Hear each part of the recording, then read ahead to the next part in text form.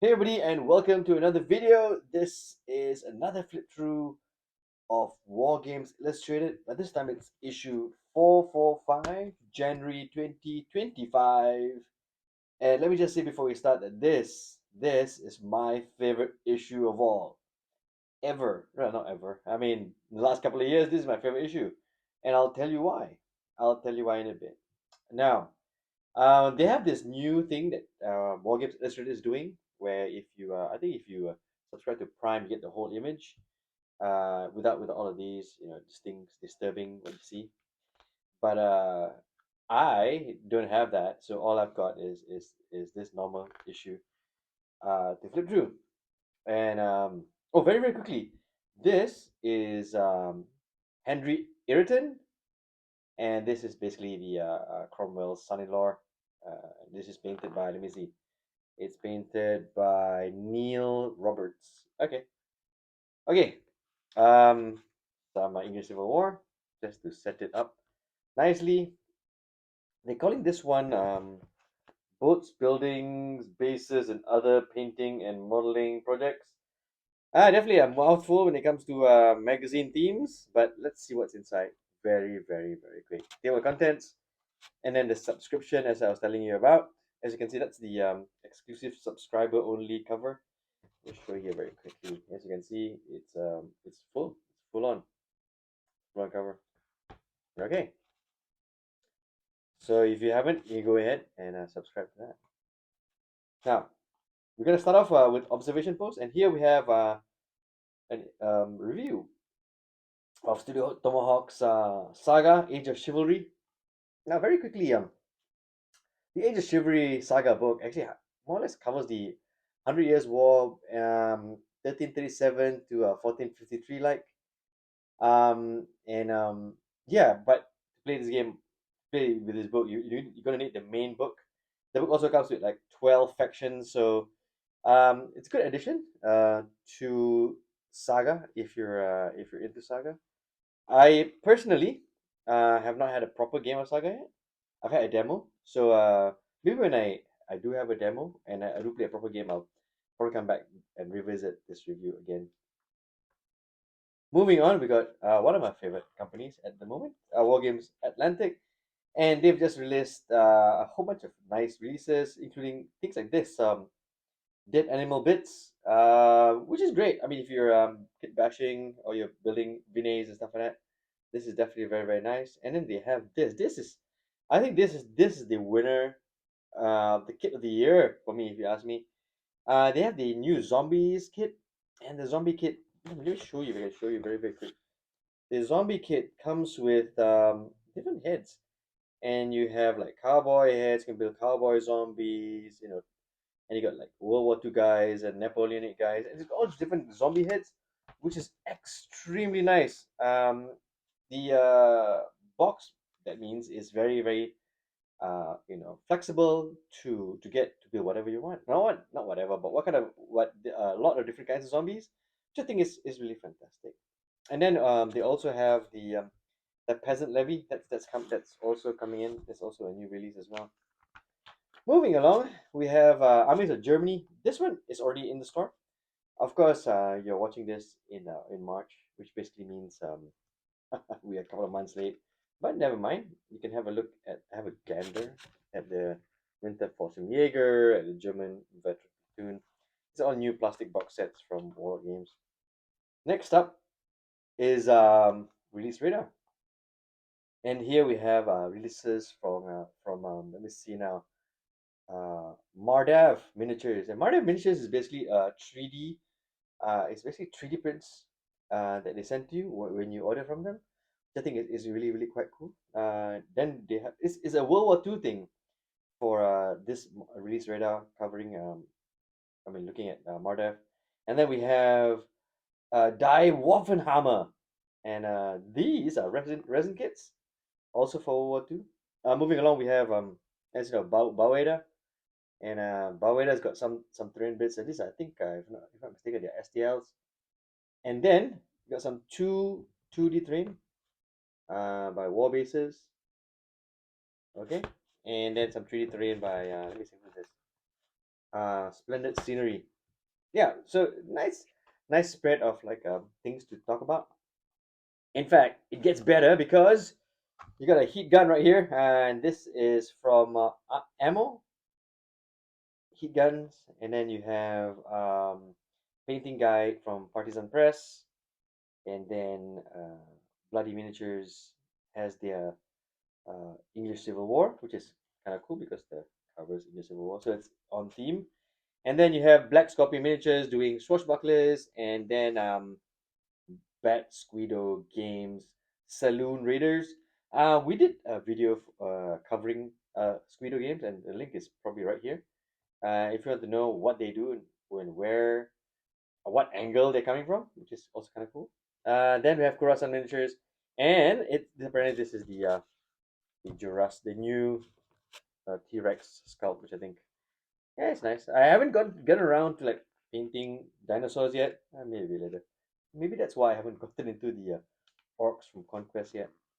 Anyways, moving along, we got the Silver Bayonet, Italy. No, the thing is, we seem to pass this all the time.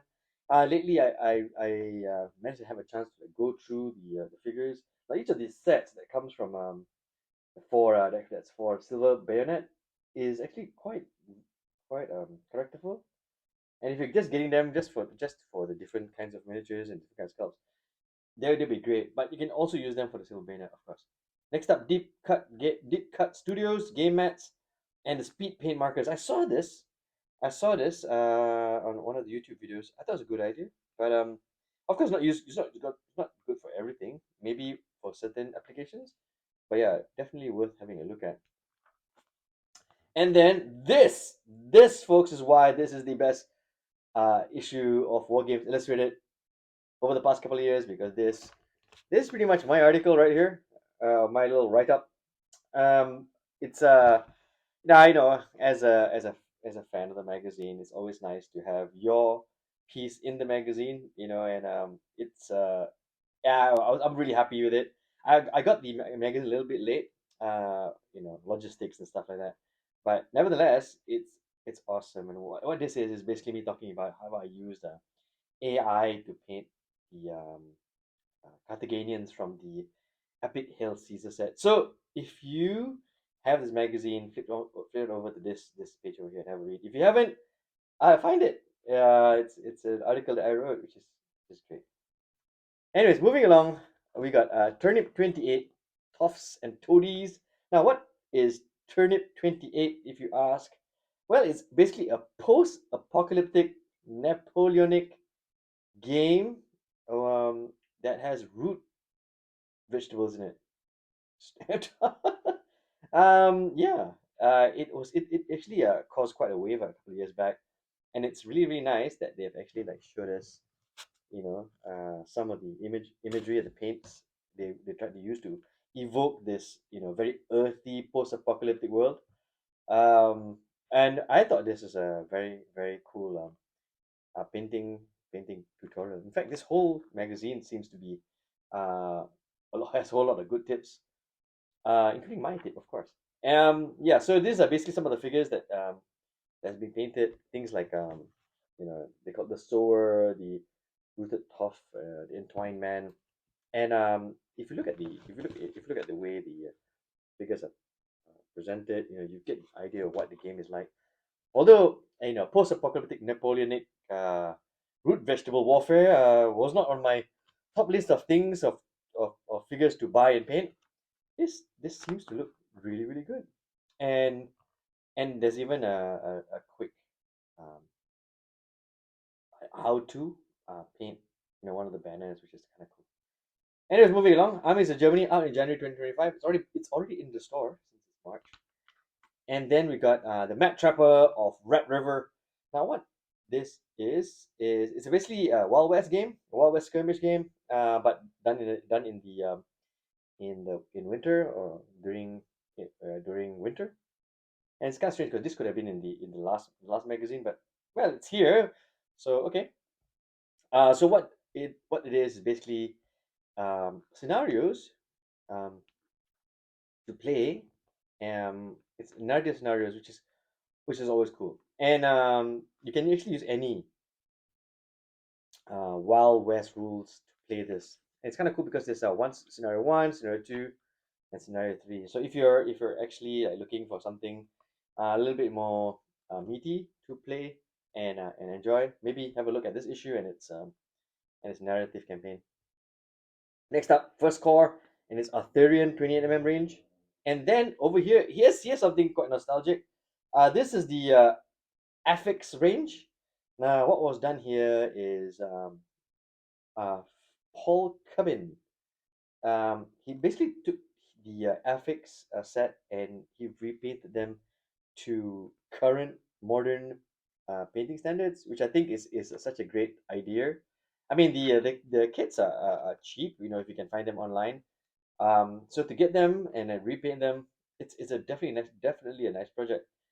And as you can see, some conversions there as well. And the final result is not too bad. It's really, really nice. As moving along, we got Heinz figures. Thanks, Heinz, and for paying the bills. And then we got Flames of War, Hit the Beach, and World War III. Moving along, was there a man dismayed? And this is basically a Crimean War project. And I like articles like this because it's basically one of those project builds, and it tells you, it goes through, why and what went into trying to get the project done. In fact, it was kind of cool because he actually drew inspiration from the Perrys, which I thought was really nice, and to see him build it all the way till that is ever so excellent. Okay, here's another page I seem to pass all the time, feeling I could have gone for one, but how it is. It costs. The cultural experience, Operation Husky, the Holocaust, and these are basically like guided tours, which at some point I'll probably get on one. Okay, next up, desert bases. Now the previous issue was a winter bases, and this one is basically a nice tutorial or help for if it's a tutorial for guys who don't know how to do it, and some added tips for guys who do know how to do nice desert bases. And it's really nice that you got Harlequins here. Anyways, yeah. So it's basically a tutorial on how to do desert type bases, and you got a different kind of bases, different kinds of textures that you can use, which is kind of cool because why is it cool? Is because when you say desert, right? You tend to reach for the desert sand, flock and go to town with it. But as you can see, there are different ways to approach a desert base.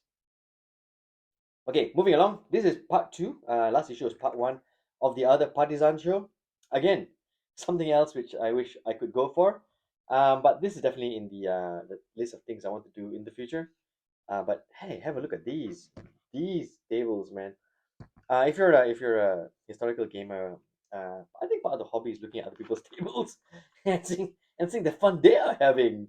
And the terrain they are building like that. That looks really, really nice. Yeah, you got things like the Battle of Five Armies, which I think it was a good game. It was a good game.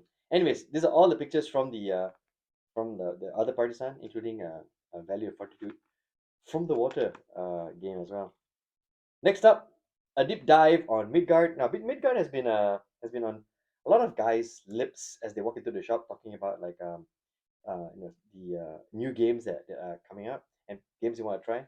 And this is basically I would use it, is it deep dive, but it's more like a breakdown or a rundown on the game itself, which I think is good because there are so many rule books for you to try, and it's nice that you get some a bit of a teaser here, a preview to what you're gonna get in the book to help you decide whether to buy it now or maybe later. Anyway, moving along, MDF scenic enhancements. Now this is basically MDF boards made into nice looking terrain. Now it's not this is not for everybody, of course, because it has a slight 2D thing happening, which I personally am not a fan of. But there are lots of useful tips here, hobbying tips on how to approach building stuff like this. So maybe you can use this as tips on projects that you want to do for yourself, but using perhaps different kinds of like builds instead of MDF. You can usually use like maybe a paper mache build or something, or maybe a sculpted piece of paper bundle of paper build to build up from. But yeah, good set of tips, definitely. Next up, gunpowder and gaming in the early era, and this is basically good reading. It's basically a breakdown on gunpowder through the ages, not through the ages, but in the early years. It was definitely engrossing to read, and I think it also balances out, something that you can probably learn um, from a magazine like this. Although it's just a gaming hobby magazine, of course we have some historical bits like that, like the Crimea one earlier. But when you have a breakdown article like this, it's always fulfilling. It makes the magazine much better. Moving along, um, building Middle Earth, the House of Bjorn, and as you can see, this is another hobby article, and then matchlocks in knots. Now this is what I kind of like. In the old White Dwarf magazine, they had this like battles, and I think it's a callback to that. And this is basically the English Civil War, royalists versus parliamentarians, and it's basically the author versus the editor, which is kind of cool. The author of the rule book versus the editor of the magazine, which I think is really nice. And it's a good read for those of you who want to play the game, haven't got around to play the game, but you want to see how the game works. It's always a good read. Moving along, build for yourself a city. That was a mouthful. And this is basically another modeling type um, article, and it basically helps you do terrain, and it drawing inspiration from the Bronze Age terrain, as it says here. Pete Brown searches out some Bronze Age terrain and brings broad opportunity with its ambiguity, which is cool. This is basically taking taking the terrain that you have, and pushing it one step further. In this case, taking your Bronze Age terrain and pushing it further, which I think is a good article. Moving forward, making Renaissance galleys. I am a big fan of naval games, and I think a while back, they were giving away triremes as STLs, I think, and I didn't get around to getting some, but look, it's a naval game. I'll probably get into it at some point. There's something I really like about the whole naval battle thingy. Yeah, yeah, definitely something I'm looking forward to. Moving on, we got 6 months of life, and this is Mendigoria, the Kalis Wars. Now, I do not know much about the Kalis Wars. I should at this point sit down and read about it. I think this is the second or third time I've mentioned that I know what the Kalis Wars is. Maybe it's time to read out on it. And this is basically I think one of the engagements, if I'm not mistaken, with reference as well, which is always great. And it looks like a really solid looking article. And order of battle, very very quick. We've got Helion and Company and Art Master Studios helping with the builds, and thanks to them. Now Cold Wars 2025 is coming as well. Historical Miniatures Gaming Society's convention, Cold Wars, and then North Stars Midgard paying the bills. Athena Miniatures, Gunfighters Ball, Colonel Bills, Mardev Miniatures, Skytrax Miniatures. I haven't bought some Skytrax in a while. Tumbling Dice. Yeah, I used to buy a lot of Tumbling Dice, not anymore. I should get back to that. Never mind the Matchlocks. Card deck. What's this? Card deck. Okay, there you go. And then the let me see now. Padding, painting, then miniature, and then splendid scenery and stuff like that. People helping to pay the bills, making the magazine happen. Then as we reach the end, there's the Wargames Illustrated 2024 awards as voted by you, and yeah, this category for you to vote on. So here's where hopefully in the next few issues that are probably flipping through, we'll see the results of this. Next up, as you can see, Wargames Illustrated, Wargames Atlantic. Look at the amount of work they're doing. Yeah, so excellent. And finally, as always, the Creeping Beast, or Creeping Beast at the back of the magazine. And this time talking about Soldiers of Napoleon from Arcturus Games. Okay, that's the magazine. my favorite magazine of the year and over the last couple of years. I would like to thank Wargames Illustrated for accepting my little piece here. This definitely put a smile on my face. And as although I read it, I wrote it right. It's nice. It's nice to flip and read it again. Anyways, that's pretty much it. That's Wargames Illustrated 445. I look out for the next flip through that will be coming really soon. And don't forget to enjoy painting this.